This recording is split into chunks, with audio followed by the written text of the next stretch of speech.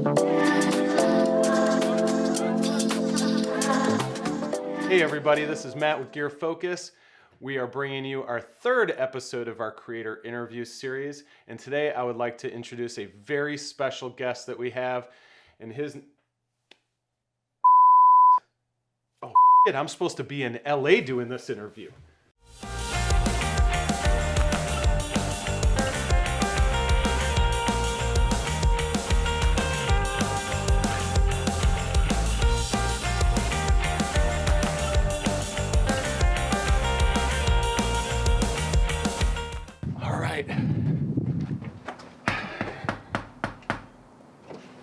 Yo, what's up, Armando! Hey, man, you made it. I made it, finally. You ready to go up to the studio? I'm ready. You guys ready to go to the studio? Let's do this. Let's do this.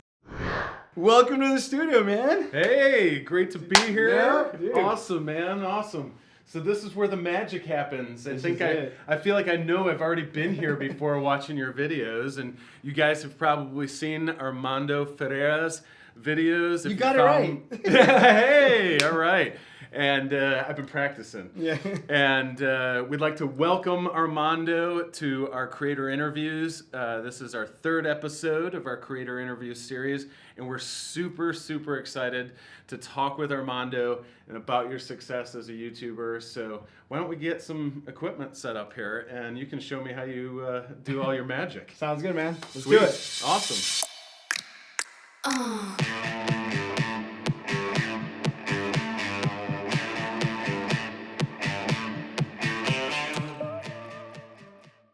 All right, so I think we'll start out with just how you got into being a YouTuber and where you started. When did you start your channel?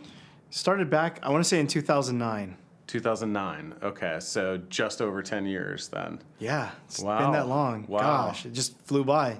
And you started with more technology, cell phone Yes. type videos. I just did a video that was just kind of thrown out there, Android versus iOS. Thought it would be interesting. It went viral, and YouTube just kind of ended up working out for me. Nice. And then you made that switch from getting more into the filmmaking gear. Right. About 8 years ago, you said? No, Or- that was more like 2 years ago. Oh, really? Yeah. Okay, so is that recent? Yeah, it's pretty Okay, fresh. Gotcha. And what made you want to Well, switch? I didn't want to be a YouTuber, so I just kind of made those videos. It ended up working out for me. They went viral, learned about monetization, so that ended up being a job. Right. I loved it. I still love it, don't get me wrong, but what I wanted to do is focus on something that interests me the most. I love tech, but filmmaking is my passion. That's the passion. Yeah, that's the passion. Yeah. So. Well, I could see it in our setup that we have here today in the studio. Very meticulous, and I think that that is clearly seen on your channel. One of the things that I know that I look at your channel and I watch a video, any video, it has this Armando look and feel to it that a lot of YouTubers don't really have. Maybe they have one shot in their house or something like that, but the color grading you choose, the lighting you choose, it all has that Armando look and feel to it, which is great for branding yourself. Right. So that's a good segue into what kind of marketing background do you have? Because clearly to do this, you need to know marketing. Well, before I did YouTube, I used to be a web developer. Okay. And I had a company that we specialize in building e-commerce websites. Okay. So e-commerce also encompasses marketing. Sure. So we would actually shoot videos too, which was great because that was like one of the funnest things to do. Right. So we would shoot videos. We would do promotional flyers. Flyers. Some people don't know that today. What's a flyer? It's a flyer. Right, but we did all the promo stuff. But video was an area that I really enjoyed. But yeah, we did a lot of marketing, SEO. All that encompasses website building because people need to get traffic to their site to sell things. So. Right. Yeah, but that was fun. It was that's kind of what I've always been, you know, marketing has always been a thing that I've done. So I think it just goes hand in hand. And obviously YouTube, you have somewhat marketing, so you get brand deals. Right. And it just kind of ended up working out for me. That's awesome. Well, clearly you've been a success. You were ticking up to, what's your sign back there say, 421,000 subscribers that you have now, which is very impressive. Which I thank all of them for that. Absolutely, and clearly growing from there. and producing some great content like your C500 camera, which we're shooting on today, which is a fantastic camera. So the marketing background clearly in the SEO and the development helped with monetization, the SEO for YouTube, because that's a whole different story with the softwares that are out there like the TubeBuddies and the vidIQs and things like that of what content should I produce, how should I tag it, how do I get my subscribers, how do I get my views, because there are so many of these YouTubers out there. These want to be, I'm not going to use the wannabe YouTubers, right? Because we all start somewhere. And so clearly that's helpful. So can you give some tips for some young YouTuber, videographers, photographers, filmmakers of your experience, those ups and downs, those troubles, those things that you've learned along the way, and give advice? What would that be? I think there's a YouTuber by the name of Marquez Brownlee, MKBHD, very popular tech YouTuber. Absolutely. He said something that really resonated with me, and I think it resonates with a lot of people. He goes, I make videos that I would want to see myself. I think that is so true. I think if you see I think there's two sides of YouTube. There's people that are doing YouTube for the money. They're not really doing it for the passion. They just want to become rich because they see other people that are making money. They're successful. They're buying Lamborghinis, Ferraris, and they're thinking, I want to live that lifestyle. And it's easy because I can just go pick up a camera and start vlogging and then start getting brand deals. But I think if you really genuinely make videos that you truly want to make or that you want to see, the audience will come because if there's cat videos are successful and there's people interested in cats, there's a marketplace for everything, right? Absolutely. So I think for me, that's just been when I transitioned over to filmmaking. I've always had a filmmaking background. Like I've shot movies when I was a kid. I've always loved or had a passion for filmmaking. So for me, it was like if I'm going to continue doing YouTube, I need to do something that A is going to keep me sane, and B is something that I truly am passionate about. And that's why I had to make that transition because I was happy where I was, but I felt that that's not the direction I wanted my life to be. It's like I don't want to be a tech YouTuber. Not that there's anything bad, but that's just something that I didn't really care to do. You didn't have the influence, so you're going to burn out faster. Exactly. I happened to be there at the right time, at the right place, or at the right place at the right time. So. Absolutely. So passion, clearly have passion. Let's talk about the gear. Clearly we're gear focused. We're focused on the gear. Right. And providing a platform for these young people to buy used camera gear at good prices. And then also, you buy a camera, you think you're going to use it for a specific reason. In 3 months or 6 months down the line, your focus changed. Like your focus from tech changed. So what did that happen with you to where you're like, oh, I bought this camera that really didn't work out for me? And how did you progress in the equipment that you used over the years? And what would you recommend as far as gear? Because we were just talking about this before, was it's not about the gear. Yeah, I think it's the story. I think for me, like everybody, we all get into that whole gear lust. Where we just want to upgrade. We see Johnny over here getting that new 6K camera, and then everybody's transitioning to 6K. I think the biggest mistake that I made as an early creator is trying to just worry about the gear a lot and not worrying about the content. And when I look back and I see even older videos, and I look at those videos and I see, gosh, it actually looked pretty good. Like I was doing, and it's funny because it seemed like it went from good to worse, and then it started going to good again. But I think I think the most important thing is if you're gonna buy a camera, learn the camera, learn how to use the camera. I think that's really important. I think like the back of your hand. Yes. And I think also if you're starting off, it might be a good idea to start off buying a used camera because you may not know what you're looking for yet. A lot of times there's a lot of terminology you get that gets thrown out there, and I'll start throwing of some of those terminologies that some people may or may not know depending on the level that you're into filmmaking. But there's like Super 35, there's full frame, there's log, there's 8-bit, there's 10-bit. All of those little things may or may not matter depending on what you're doing. Also, do you want to shoot photos, photography? Certain things, like it just really depends on what you're doing. So I think if Right. you're starting off and you don't even know what you want to do, a good starting point is maybe buying a used camera. Yep. Testing it And out. testing it out and really learning. It's not so much about testing. Yeah, you can test it out for a week. Well, it's but like the learning menu it. systems Right. too, right? I mean, there's some people that shoot Sony and they love Sony, and they're fine with the crazy menu system, as I would call it. Sure. I refer to it as like the FBI board where all the strings are going Yeah, over everywhere, yeah. right? Yep. In fact, I wanted to do a video on that one day. But then Canon, because I started with Canon in college, Sure. it feels like home to me. Yep. So, and now the GH5, when I got that, I laid in bed after back surgery. I was telling Yeah. you that story, and I just memorized the menu system, and it was really customizable. So that camera I know as well. I go into a different camera, and I don't know, I can't be creative. Right.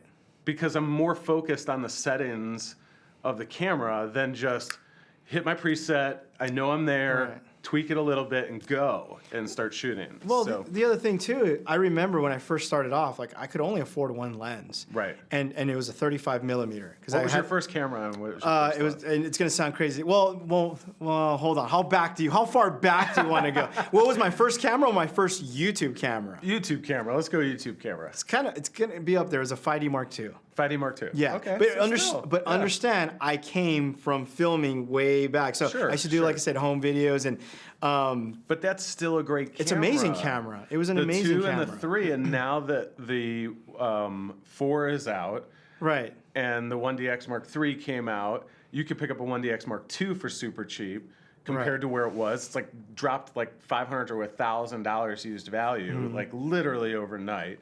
And same with the 2, we saw one on the listing for like $800. Yeah, which yeah, is for the Mark III, you mean? for the Mark III. Right. Yeah. But So- I mean, for me, I could only afford one lens, and I bought a 35 millimeter. Mm-hmm. Felt that was the right. In fact, I rented a lens to figure out. Well, I rented several lenses to figure out what would What be you the wanted. ideal focal range for my studio, my home studio. Okay. And 35 just kind of hit that sweet spot where it was just because remember full frame. Right. So 35 was just perfect, where it was like wide enough, but also I can get some medium and tight shots with it. Gotcha. But the thing about having one lens, it really pushed me to get creative. Because right now, it's like, what were we doing right before setting up? Put the 85. Nah, I don't like the 85. Put the 35. You know what? Let's swap it out to the 50. Like, it's almost like, not that you become lazy, Right. but the creativity side of it, you kind of like dumb it down a bit. The same thing like zoom lenses. You have so many, like, hold on, let me just zoom in a little bit more instead of like, hold on, I need to pick up my sticks, move it forward because I don't Right. have that zoom range. So to a degree, like having that just one lens, Yep. I think that it opens up that creativity level. Like it forces you to be more creative. Absolutely, and as you know, I come from a photography background, so it's the exact same concept. We were only allowed to shoot with a 50 millimeter lens, Which is amazing. for a whole class. And it, you know, the saying goes, and people still say it. I see it on forums all the time. You want a 35? Great. Step back 5 steps. Right. You right. know, right. like, and it's the same with moving the sticks or Right. whatever. You're moving the camera to get that frame. So it was the 5D Mark II and 35 Sigma. 35 Sigma. Couldn't afford the Canon. Okay, It was like gotcha. $400 But that's great. more. But that's Yeah, great I can- because yeah. you know there's a lot of people who are still just starting out. They got a few hundred subscribers. They got a handful of videos out. Maybe they have a few thousand subscribers or whatever it is. Or even the people that are further down the line. Maybe they have 100,000 subscribers. Right? You're always learning. Right. And you said to me recently, you've been doing this for a long time. And very recently, you started your new Spanish channel, Yes. which is awesome. And like bowing down to anybody who can speak 2 languages, let alone present information in 2 languages, because it's hard, It right? is. To It tell is. it in a different language. You didn't know we're doing this in Spanish, right? This is- Habla español? Yeah, we're doing Habla español. Un poquito. yeah, tacos. Tortas. Torta, there you go. So you said that starting that Spanish channel really gave you a boost in confidence level in producing after so many years. Yeah, so yeah, we had this conversation where you asked me, like, when did that fear of being on camera go away? Right. And I told you, technically it's never gone away, but when I started my Spanish channel, I started doing both videos in English and Spanish. Right. It's made it a lot easier because my brain, for whatever reason, is now thinking in 2 languages. So it's like I have a dual core processor now working together, you know what I mean? So now it's like, okay, I gotta say this in Spanish. So now I'm like thinking, how do I say this in Spanish? So I'm literally thinking of everything in both English and Spanish. And maybe because I learned Spanish first, maybe it just, I don't know, maybe the memory or something like that. But it's allowed me to be more confident on camera because of that. Right. I don't know. That's just, I think that's my theory at least. But, you know, that's a great story, and really, you know, kudos to doing that. And, you know, we're going to have links to all your YouTube channels that you're creating here, the Spanish and your English channel. And, but I think that really says something to this young people that don't be so hard on yourself early on. Yeah. You know, like, it is a process. In fact, when you go to a popular YouTuber's channel nowadays, the older videos, the views go down. So people aren't even looking at your older videos. And you can always go delete them if they're that bad, right? Which, there's a great segue. You seem to be the king of, if it's not good enough, scrap the whole thing and start over. The king. Explain a little bit about that side of it, your perfectionist side. The videos that you produce, like, you're only as good as the last video you made. Okay. So for me, it's like, you have to keep stepping it up. And I know it's always, I don't want to say it's impossible, but it can be difficult because you can throw out a banger video. Like, we shot a short film. It was, you know, produced by Nikon. They funded it. But, I mean, that was a high production. Right. I can't go out and be shooting these crazy expensive, you know, short films every single time. Right. But the idea is that, you know, I want to produce high quality videos no matter what. Even like a talking piece like this, sure, we could have shot it just on average. I mean, we could have opened up the window light, and I mean, sure, it could have looked fine. But for me, it's like you said, that signature, you know what I mean? That look. It still has to have that, like, stamp of approval that it's quality, right? Yep. And if it doesn't meet those standards, I'm not happy with it. It's more of a personal thing. I'm not happy. I don't want to produce content that it's not. That doesn't motivate you to do the next one. Exactly. And keep raising that bar, because that's the creative process. We're always striving. Right. But then, I mean, you have to take time, right, to look back where you came from. I agree. That's, you know, got to know where you came from, where your roots are. So it's awesome to finally meet you face to face. We've been talking for a while. Yeah. And I know that you guys got some big plans coming up with, you were talking about more film. You want to tease your next video? Will this be out before that, or? Might be. Okay, well, but they might not have seen it yet. Right. Well, depending on when they see this, we're doing a C500 Mark II versus Blackmagic Pocket Cinema camera. Okay. That video is going to be awesome because we literally just did like a small short, if you want to call it that. Okay. Comparing. So most people do camera comparisons. They'll film like a flower or a model, which is fine. Sure. Nothing wrong with that. Yep. But what we want to do is, like, we want to put it in a real world, like how filmmakers will be using it. So it's kind of like a car. Look at it like a car. There's like the Porsches, the street race cars, right? Yep. Which is great. Most people review them on the streets. Well, it's like, forget the streets. We're going to the track. Right. We're going to make the, you know what I mean? Like, we're taking the Ferrari, the Porsche, and the Lamborghini. We're going to track them. We're going to go 200 miles an hour. We're going to see which one is the top dog. Right. That's the way these cameras, what we're doing is we're putting them in a real world set. Right. Where there's boundaries, there's barriers. Like,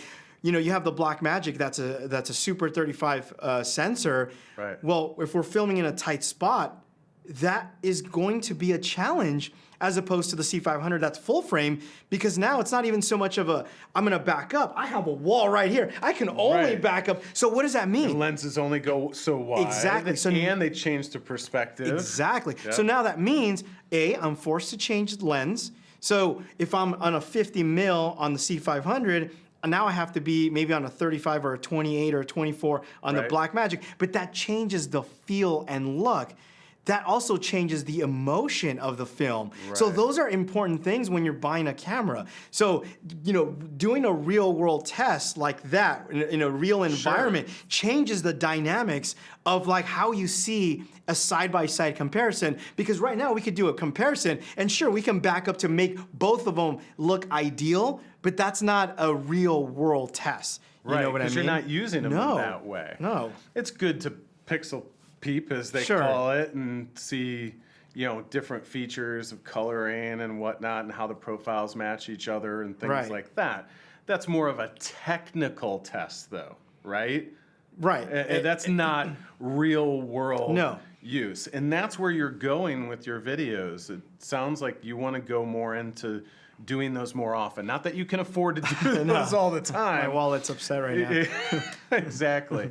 But you want to integrate those more with the camera comparisons. I want to do more of a real world because I think it tells a different story. It tells a story that not a lot of people are doing, I want to say. And I Right. want to put myself in a position where I want to be different. Sure. Not to say, and I'm not trying to knock on anybody. No, like absolutely I've not. done tests like that, like the other tests, and I'll continue to do them. In fact, we're doing I could do another shameless plug here. Yeah, I'm go doing ahead, a man. C500 versus 1DX Mark III. And that's more in line of like the traditional Sure. YouTube type of test where they're both at, granted those cameras are more equal in terms of like sensor size, Sure, so there sure. won't be such a drastic difference. But Right. like you said, you can't always go out and spend $20,000 on a full production, Right.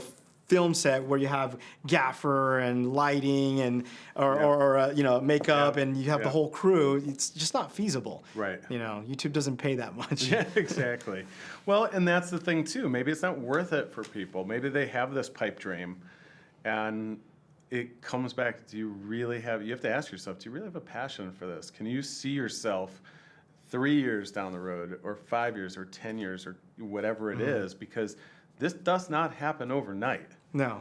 If you've been doing this for 10 plus years and just switched to the camera gear a couple years ago, it takes effort. It does. Because you already had a base even when you started getting into more of what your passion is for the filmmaking. So, what's that advice for young people to ask themselves of getting into this? Well, I think it's sometimes, I think the biggest thing is, and I've said this before, and it may be sound weird, but don't look at other creators. Like, it's Yep. helped me a lot. So, literally, don't watch anybody that is in the same field because it's so easy to, fall into the copying. well, not only the copying, Uh-huh. but also like people see like, oh, Armando has a C500, he's got all this lighting. I They don't realize it's taken me 10 years to get to this place Sure. where I am right now. This didn't happen overnight. I just didn't one day, wake up and say, I'm going to buy, $100,000 All worth of this, gear. yeah, It doesn't. exactly. It's a lot of hard work, effort, and even outside of YouTube, it's been doing outside production that has paid me money so that I can afford this. Sure. But I think it becomes really easy to look at somebody like, even just say like Peter McKinnon, for example, and be like, gosh, I want to be like him, but I just can't afford this gear. I'm never going to make it. And you feel discouraged. Right. But I really feel that everybody that has it in them, the creativity side, if they just get rid of the noise, tune out and just focus on creating. Trust me, man. There's people out there that they're way better than I am, and they have a T2i or T3i, Right, yeah. and that's just because in their mind, they're doing stuff that is unbelievable, but they're not looking at what everybody else is doing. They're just focused on themselves, man. Right. They're true artists, I believe. Right. So So two more things. So the gear, not as important. And I think the benefit of our technology changing so fast is that beginners and intermediates who are looking to get into camera gear, get into filmmaking, do Right. that thing, it's actually more affordable. They're getting great technology at a used discount price that they don't have to go out and buy that latest camera that's out there. And they can afford it because a year later it was $1,000 more. right. So you have the gear where they can get into it, but then it's that creative process, right? It's that spending the time being creative, not matching other people. And I agree with that. And I was telling you this before, is that I really see the YouTube creators as like you're in college. Right. And you remember that college feeling when you had your students, it wasn't a business to business competition. It was a collaboration.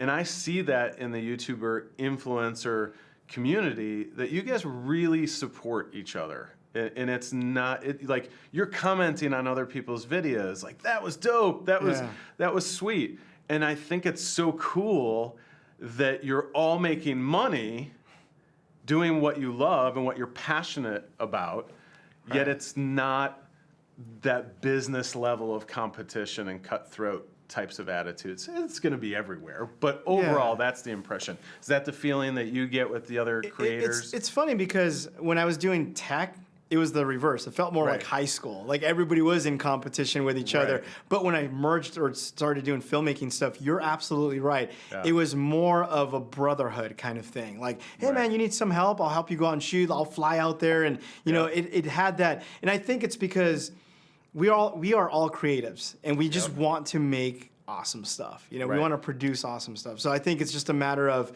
coming up with a good idea, pitching it to like a creator and be like, hey, let's go out and shoot this short film, or let's go to the mountains and film some cool, you know, B-roll or something like that. And just doing that sounds exciting, that it's not so much about competition. Plus, I feel, and I've learned this myself, and this is something that my father always told me, and I'm truly believer of this, is the sun shines for everyone. You know? And it's so true. It's like people will follow and subscribe you because they like you. People will follow and subscribe Connor because they like him. People will follow and subscribe because they like me. There might be people that may not like you, like me or you, but you know, it's absolutely. And I tell this to people personal too. Taste. Exactly. And the thing is, like, even with brand deals, because a lot of times people are, aren't you afraid that they're going to steal your brand deal? I'm like, let me tell you something.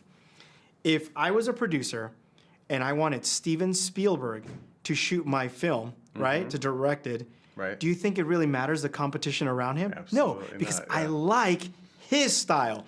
That's exactly how I attribute brand deals. Brands align with me because they like my style, not because they like, you know, X, Y, Z creator, you know, that doesn't matter. It's because they genuinely like my style. So my style is my style, and it's going to obviously align with certain brands and even with certain creators. And I think that's what I mean by, or when my dad tells me the sun shines for everybody. The sun is big, it's shining everywhere. It's just trying to get a piece of that, you know? That's a good saying. I like that. And that community, right, that you guys have, like Gear Focus. The Gear Focus was created to build a community because of the frustration of buying and selling and too many platforms and not being monitored by people who know the red flags to look for and things like that. And the YouTubers have this community, and the creatives are a community. We're trying to build that. Like we're here doing this interview to content for us, promote you. We both benefit. So the sun is shining on both of us today. So because we want to help you grow. We want to help Connor grow. We want to help this person grow. We want to help the young YouTubers out. We want to provide content, useful content for them that allows them to learn these tricks of the trade that they might not have the opportunity to work on a movie set. So, and maybe that's something that you want to do too, like on that, you know, your next short movie is kind of show more BTS of how you did stuff. Is that going to be part of the? Yeah. So we're actually, it's funny because we're actually doing a like legit short film that will be at, I'm thinking Sundance.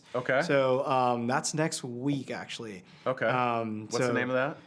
I'm not allowed to talk about it. I can't say much about it. It's being released next week. No, it's not being released. We're filming. Oh, you're filming next week. That's why I can't talk about it. Right. We're filming it next week, but it's going to be awesome, man. It's good. There's going to be a like VFX team there, and it's going to be really cool. But I will be featuring that when the time comes, and I'm allowed to do it because they have certain rules and things that needs to be like featured first before I can like do any BTS on it. But I know it will happen this year, sometime this year, where we'll talk about that short film. Because I'm sure your watchers would, benefit and appreciate We'd be like, how do you do this? It's like this set that we have here. We chose to do a wide angle so people could just see, what we're doing. And you spent, with Connor and 2 of my ideas.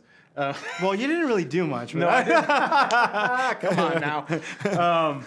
I tilted that tripod up a little. By 1 degree. I put the card in, didn't I? Yeah.